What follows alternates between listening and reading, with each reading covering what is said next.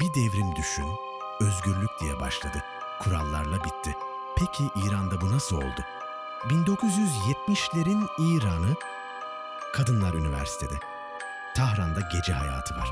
Batı ile yakın ilişkiler sürüyor. Ama bu modern görüntünün altında başka bir gerçek yatıyordu. Ülkeyi yöneten Şah Muhammed Rıza Pehlevi gücü merkezileştirmişti. Muhalefet susturuluyor, gizli polis savak korku salıyordu. Yani İran modernleşiyordu ama özgürleşmiyordu. 1979'da halk sokağa çıktığında tek bir şey istiyordu. Şah gitsin. Ama şah gitsin demek, yerine biri gelsin demek değildi. Ortak düşman vardı.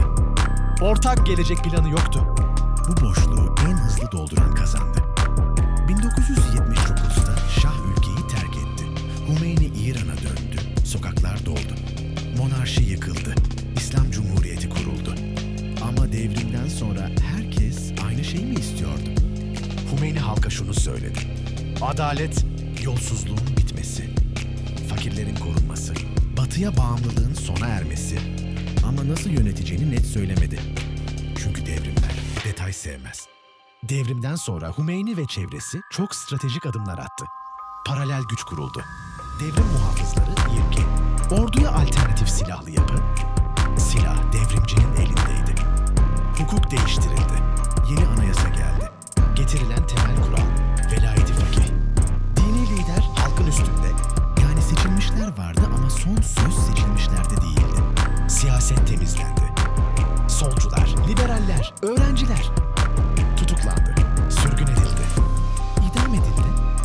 Devrimi birlikte yapanlar sistem dışına atıldı. İran artık sadece bir devlet değil, dini kurallarla yönetilen bir sistemdi. Günlük hayata giren kurallar, zorunlu başörtüsü, kadın erkek ayrımı, medya ve ifade özgürlüğü kısıtlaması, ahlak polisleri, dine aykırı davranışlara ağır cezalar. Bu kurallar bir günde gelmedi. Adım adım geldi. Çünkü insanlar bir gecede her şeye itiraz etmez. Çok önemli bir soru. Madem mutsuzlardı, neden durduramadılar? 3 temel sebep. Silahlı güç rejimin elindeydi. Muhalefet parçalanmıştı. Daha kötüsü olur korkusu vardı. Korku itirazdan daha hızlı yayılır. Bugünkü İran, teokratik yapı. Seçilmiş ama sınırlı siyaset. Güçlü güvenlik devleti. Sürekli dış düşman söylemi. Ve en önemlisi, devlet halktan korkar hale geldi. İran örneği bize şunu gösteriyor.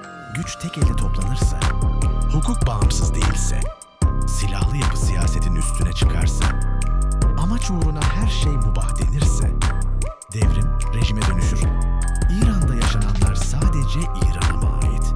Yoksa her ülkenin başına gelebilecek bir hikaye mi?